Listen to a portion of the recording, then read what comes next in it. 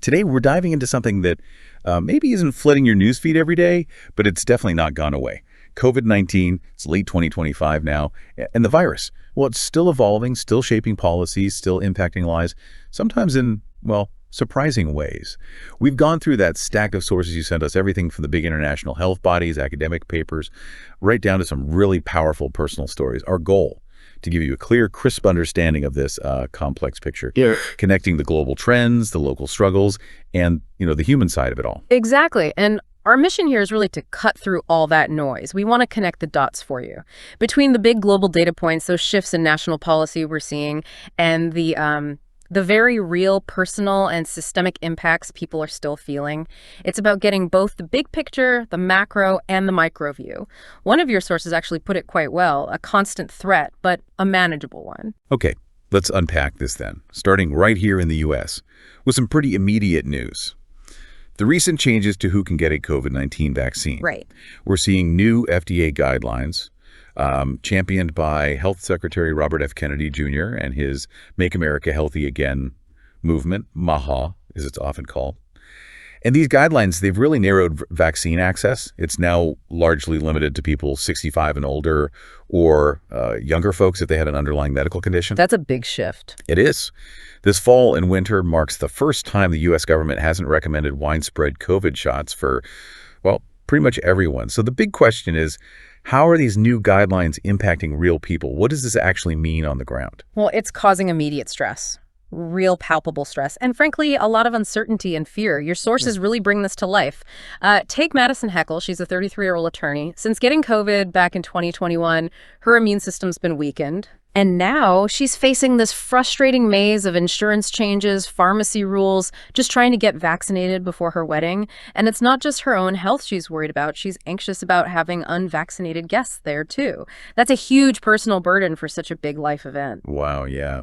That sounds incredibly stressful, fighting for basic protection like that. It really is. And then there's this powerful story of Zeke Fraser-Plant. He's just 18, a student.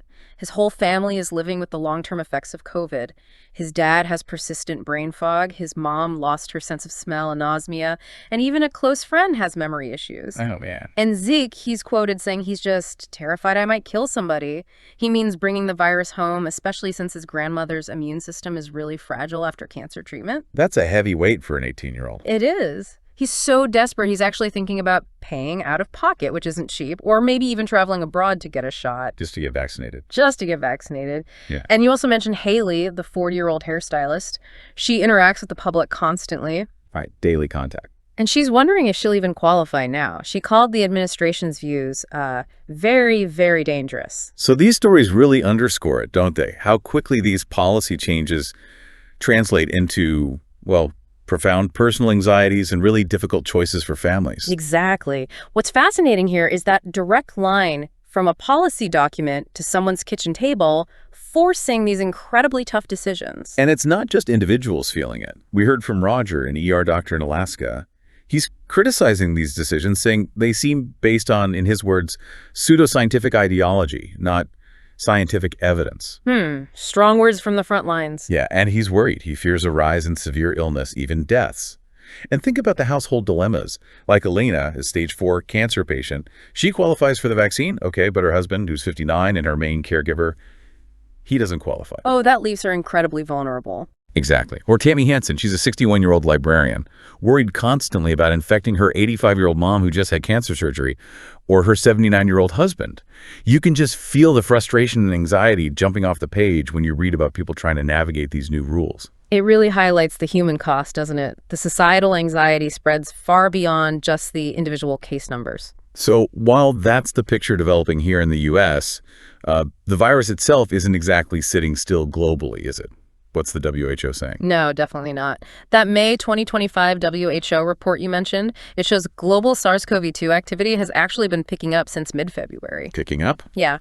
Test positivity rates hit 11% across the 73 countries reporting by mid-May. That's a level we hadn't seen since July 2024. And it's not just one spot. The increases are mainly being driven by the Eastern Mediterranean, Southeast Asia, and the Western Pacific regions. Okay, so it's widespread.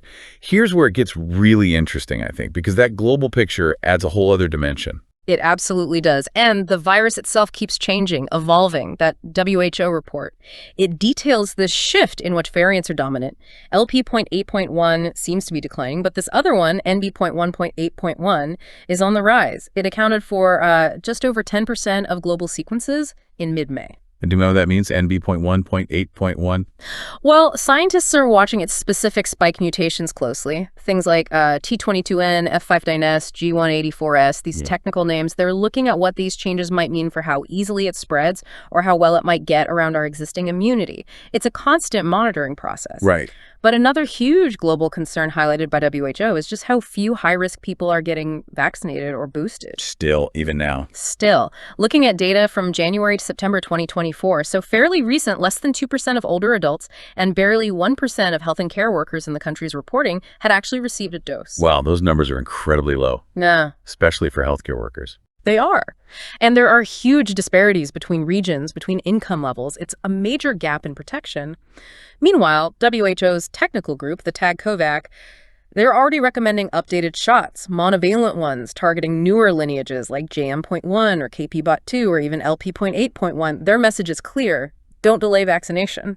And stepping back a bit, there was that Boston University article describing COVID in 2025 as a constant threat, but a manageable one, which feels about right. It does capture the current feeling, I think. Daily U.S. deaths are way down from the peak in 2021, around 280 now compared to over 5,000 then.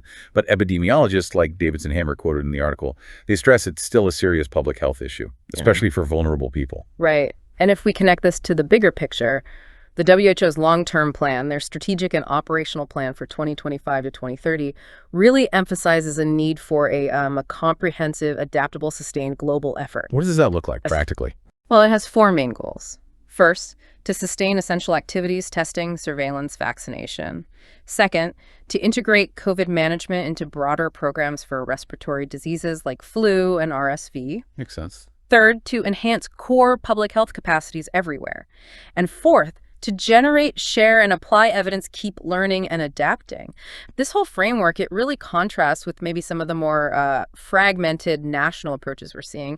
It pushes for a proactive, integrated strategy. Okay, so we have the policy debates, the virus evolution, but what about the less visible impacts? The mental toll and the strain on the people providing care? That's such a critical piece. Yeah, research from the Child and Family Institute, which you shared, points to just an unprecedented rise in mental health issues. Since COVID started, anxiety symptoms among adults tripled, depression symptoms quadrupled. Those are staggering increases. They really are. It's a stark reminder, isn't it, that even as the headlines fade, these invisible burdens are still incredibly heavy for millions.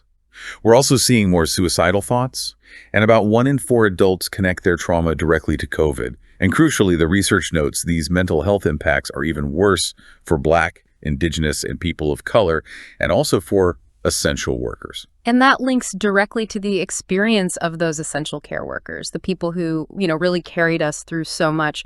There was that transatlantic platform research, En route to recovery. They studied paid care workers in Canada, Finland, South Africa, the UK. What did they find?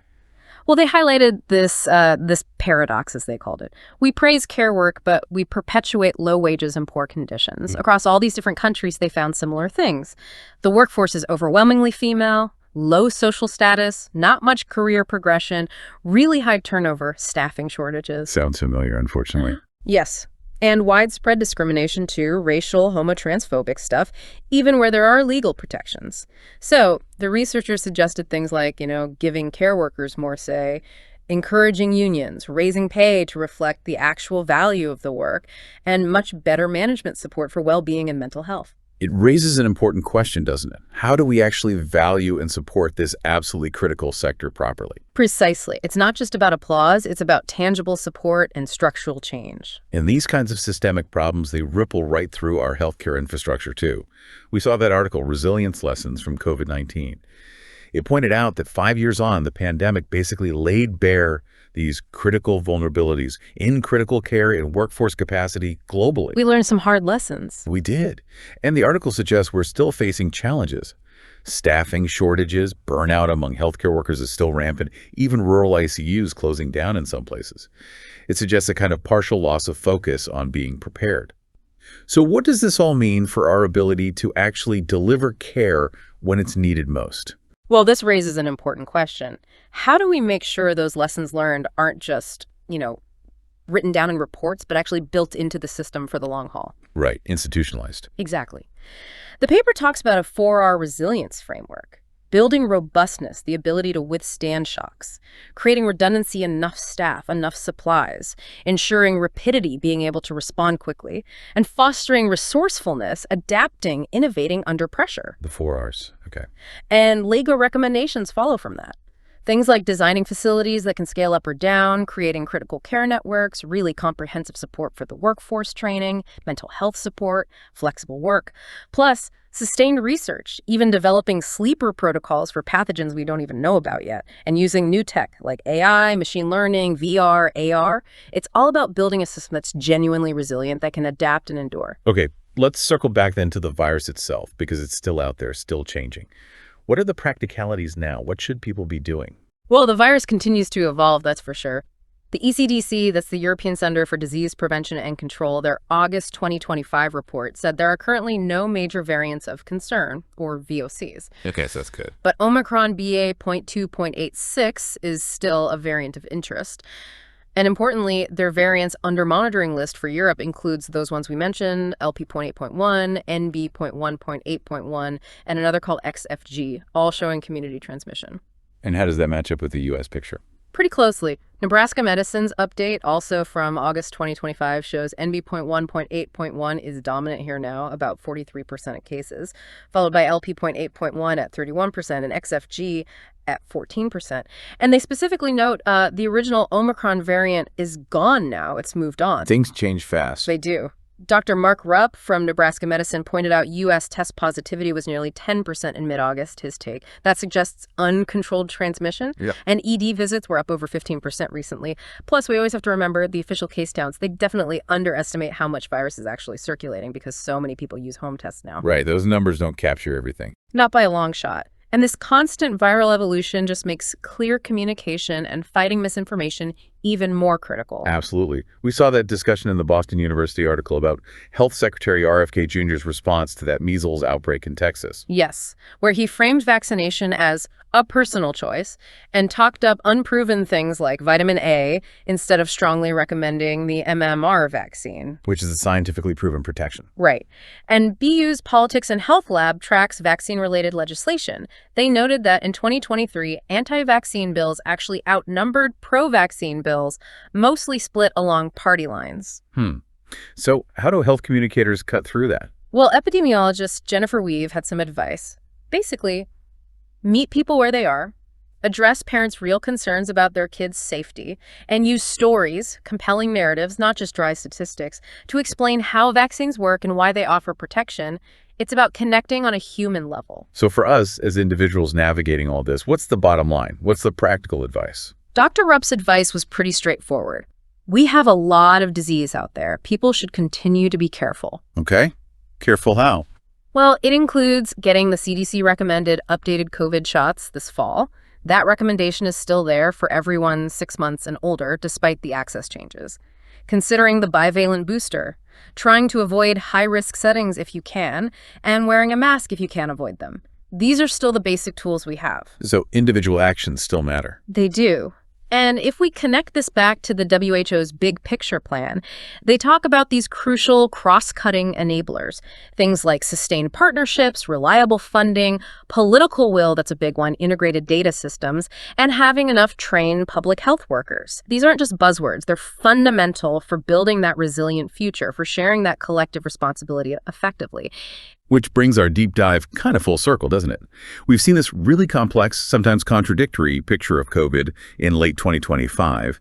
There are these intense personal anxieties over vaccine access here in the U.S., alongside rising global case numbers showing the virus is still very active. We've got the ongoing mental health crisis, the often unacknowledged struggles of care workers, and this constant need for strong public health systems facing political headwinds and misinformation. It's a mix of progress and real persistent vulnerabilities. It truly is. So, maybe a final thought for you, the listener, to mull over as we wrap up. In this world where the official emergency phase of the pandemic is over, but the threats clearly persist and keep changing, what does it actually mean to be well informed now? What does resilience truly look like? And maybe how do we best balance our individual choices, our autonomy, with that collective responsibility we keep talking about? How can the stories we've heard today from people on all the different front lines guide our own actions and maybe even our advocacy for a healthier and, importantly, a more equitable future for everyone?